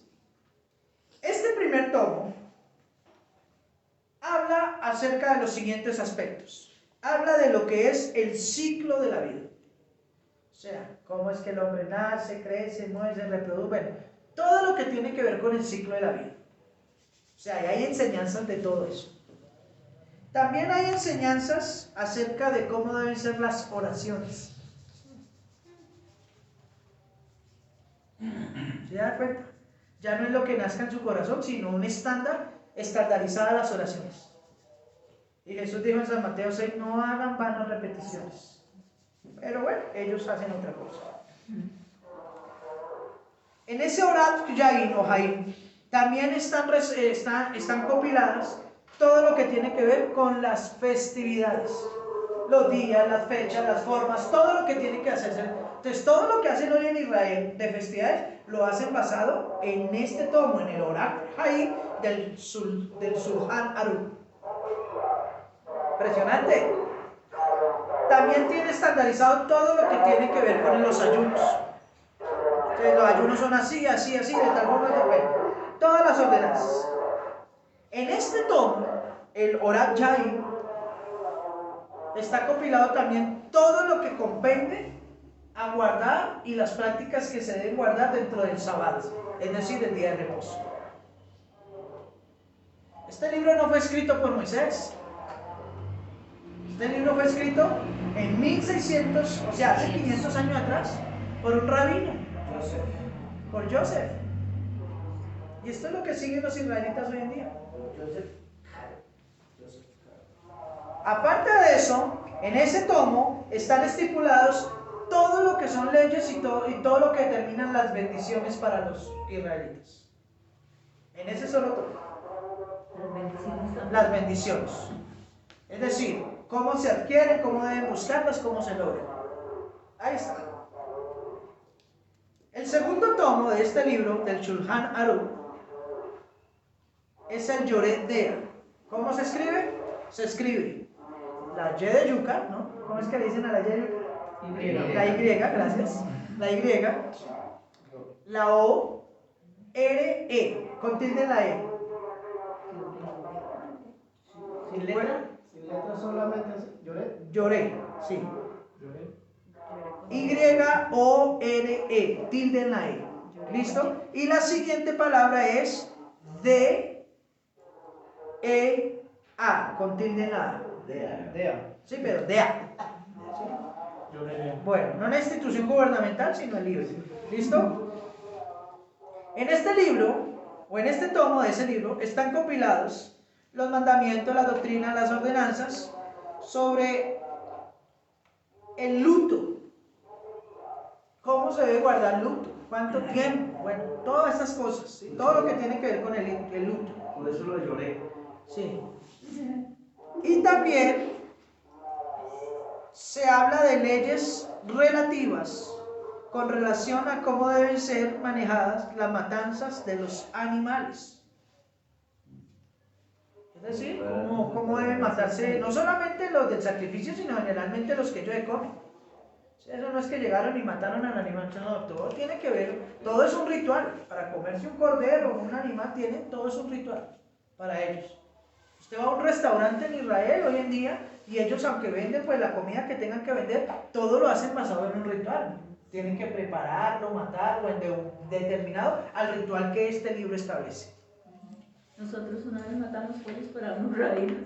¿Sí? Y tocaba, sí, ellos no, era diferente y ellos mismos los mataban, los desangraban y después tocaba hasta quitarles la piel con todo y pluma. Eso es un ritual total.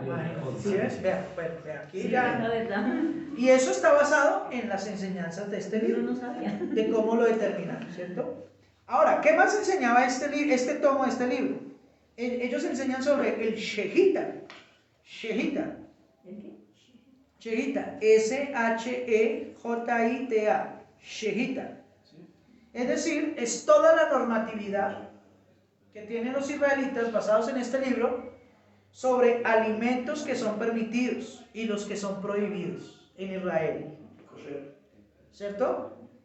Sobre el salado de la carne.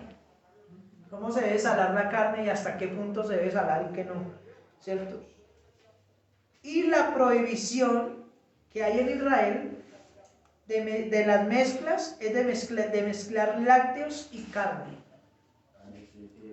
Es decir, que usted no puede tomar un yogur y una carne al mismo tiempo. No, eso está prohibido. ¿Sí me hago entender? Sí.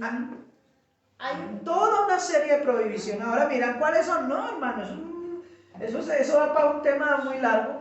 La morcilla, hija. ¿Cierto?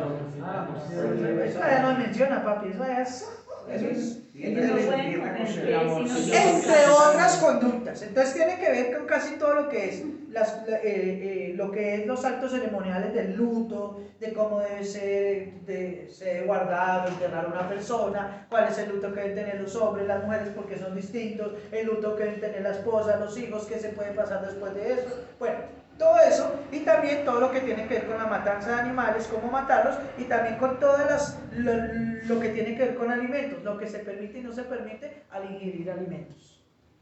De esto no pronuncian de la vestimenta. No, pues no, aquí en este texto no lo encontré. De pronto sí, mi amado, de pronto en el otro donde dice todo lo relacionado a los ciclos de la vida y comportamientos de las personas.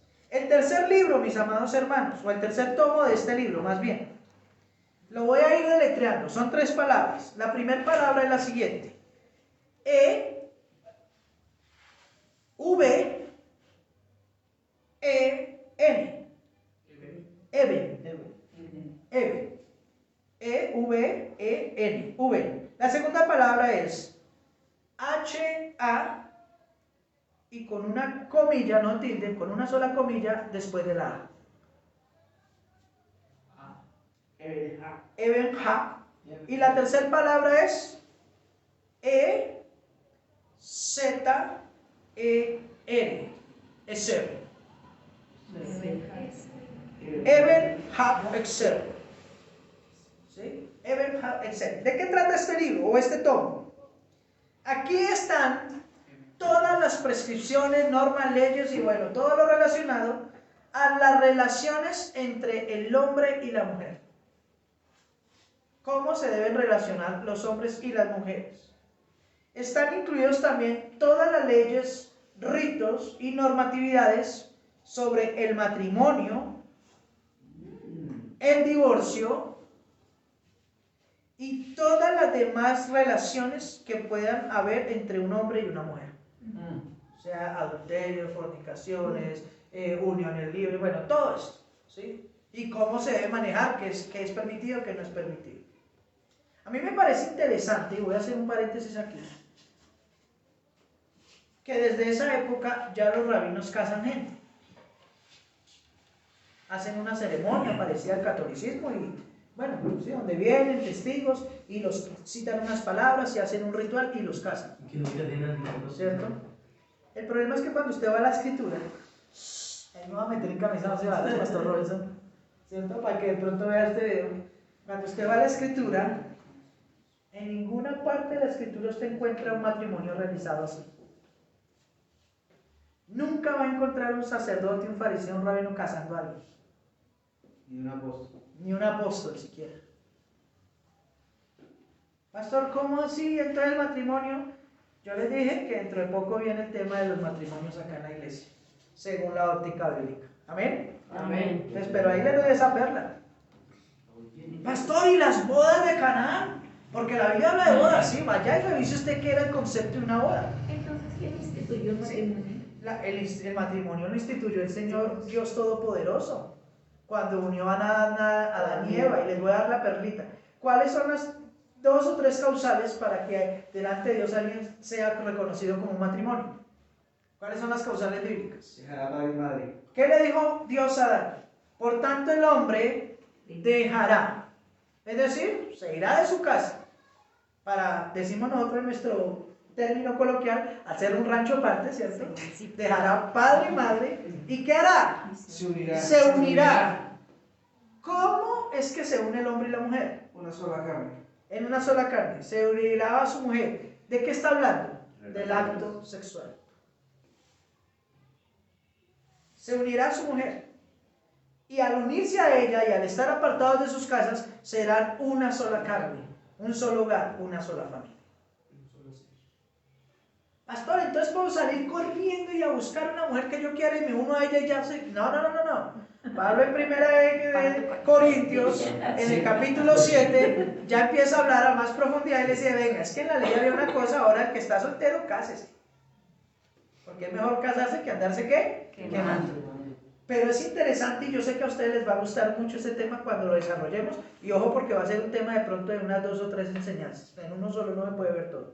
Bueno, Seguimos. Entonces ahí hablaba, en este Eben Ha-Eser, ¿cierto? Se tratan todas las normas sobre hombre y mujer, leyes, ritos de matrimonio, divorcios y demás clases de relaciones entre hombre y mujer. El último tomo de este libro es lo voy a letrear, son dos palabras.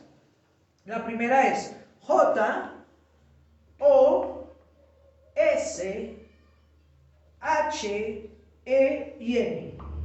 J-O-S-H-E-N. La segunda palabra es M-I-S-H-P-A-T.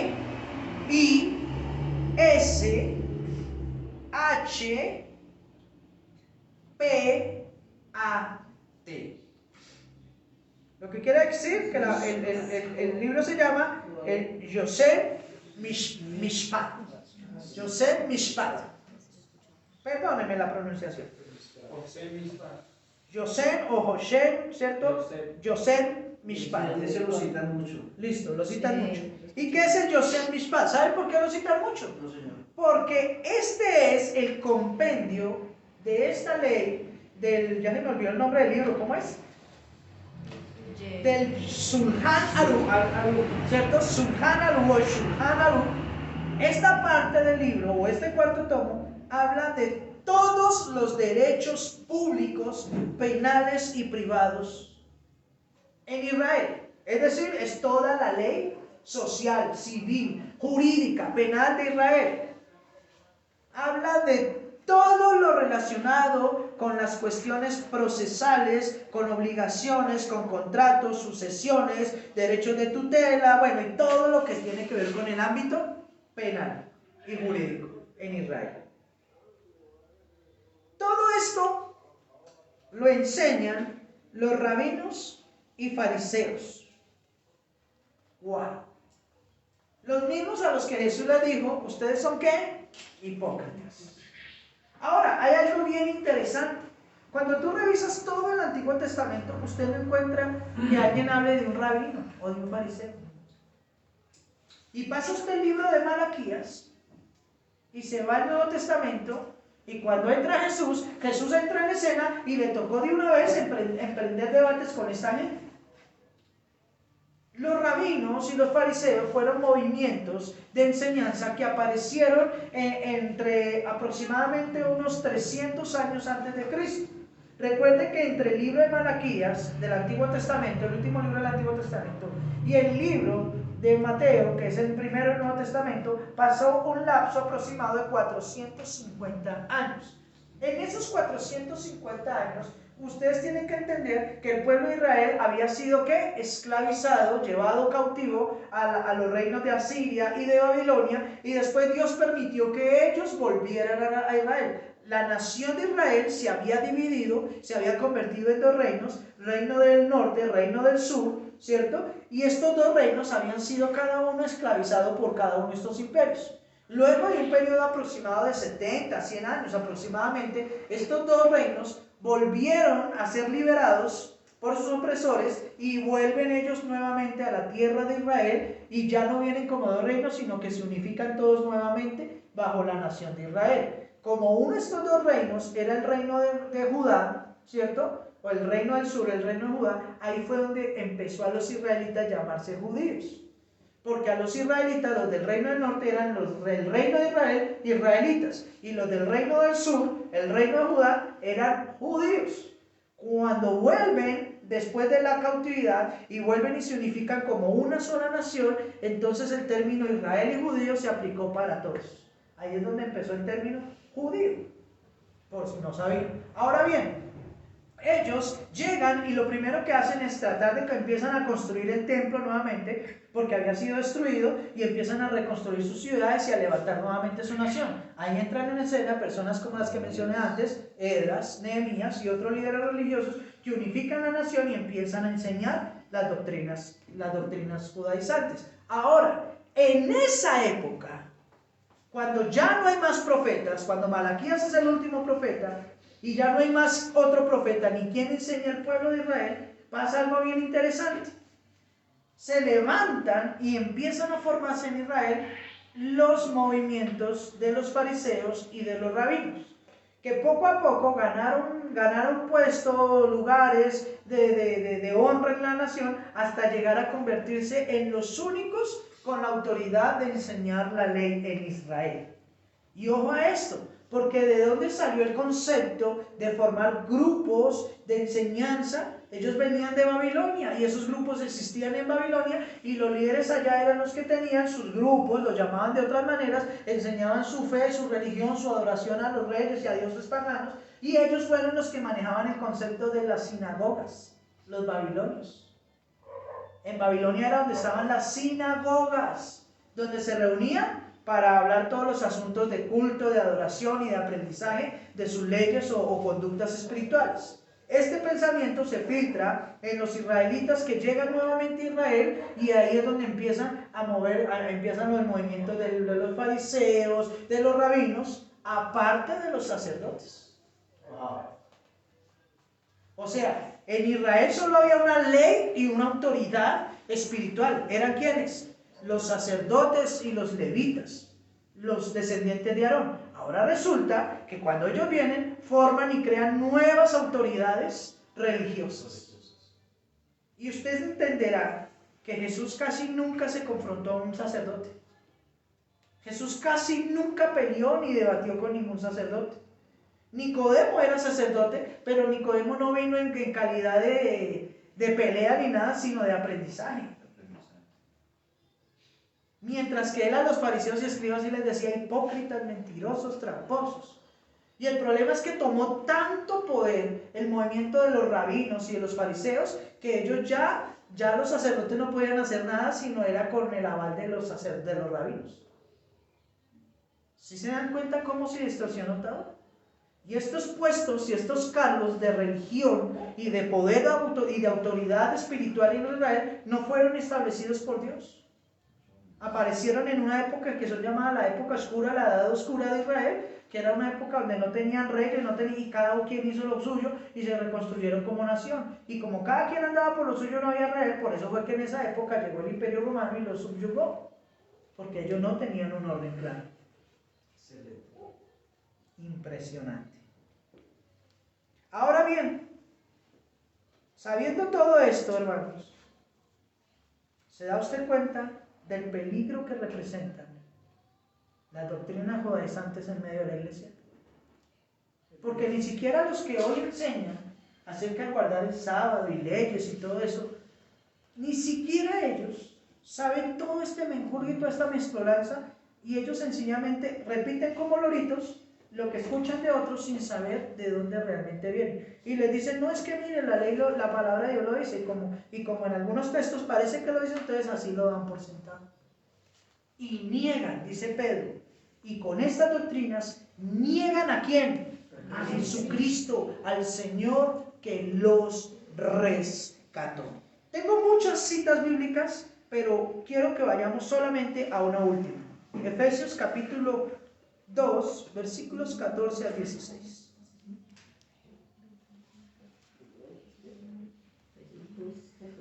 Efesios 2, 14 al 16. Ya se nos ha ido el tiempo, no voy a terminar de darle todas las demás citas bíblicas que faltan, pero quiero que revisemos esta. Efesios capítulo 2, versículos 14 al 16, dice de la siguiente manera la escritura. Hablando de Jesucristo. Vamos a leerlo desde el 13. Pero ahora en Cristo Jesús, ustedes que en otro tiempo estaban lejos, han sido hechos cercanos por la sangre ¿de quién? De Cristo. Porque Él es nuestra paz, que de ambos pueblos, judíos y gentiles, ¿hizo qué? Uno. Derribando ¿qué cosa? La pared intermedia de separación. Aboliendo, porque muchos dicen que Cristo no abolió la ley. Aboliendo ¿en qué? En su carne, es decir, en su muerte, en su sacrificio, las enemistades. La ley de los mandamientos expresados en ordenanzas, para crear en sí mismo, es decir, en él, de los dos, es decir, de la antigua ley y de la nueva ley, un solo y nuevo hombre, haciendo la paz. Y mediante la cruz reconciliar con Dios a ambos, tanto a judíos como gentiles, en un solo cuerpo, matando en ellas las enemistades. Y vino y anunció las buenas nuevas de paz a ustedes que estaban lejos y a los que también estaban cerca. Porque por medio de él, los unos y los otros, tenemos entrada para con un mismo espíritu al Padre Celestial. ¿Qué hizo Cristo? El hombre tenía leyes establecidas por Dios, no las pudo cumplir, se inventó unas nuevas que lo llevaron peor y trajo en su sangre, en su sacrificio, un nuevo pacto que unifica la ley antigua con la ley nueva y de los dos pueblos hace uno. Para que, como dice la Escritura, para que todos los que creen en él, tanto judíos como gentiles, hombres o mujeres, para que todo el que crea en Jesucristo sea salvo y tenga entrada al reino de la gloria celestial. Amén. Démosle la gloria a nuestro amado Dios. Amén. Conociendo a Dios, su ley. Vamos a ponernos del pie y vamos a orar. A darle gracias al Señor por esta preciosa palabra. Gloria sea al Señor Jesús. Amado Dios de Israel, te amo, muchas gracias en esta hora preciosa del día, Señor, por un tiempo más que nos permitiste compartir como familia la fe en este lugar. Te doy gracias, Señor, porque tú nos has ayudado, nos guardas y nos proteges siempre. Gracias, Señor, por la vida de todos mis hermanos que hoy pudieron acercarse a este lugar, Señor, y ser partícipes de esta reunión. Gracias por los que a través del medio digital nos miran, nos escuchan, Señor, y también se edifican. Bendice a todo el pueblo santo tuyo en todo el mundo, Señor.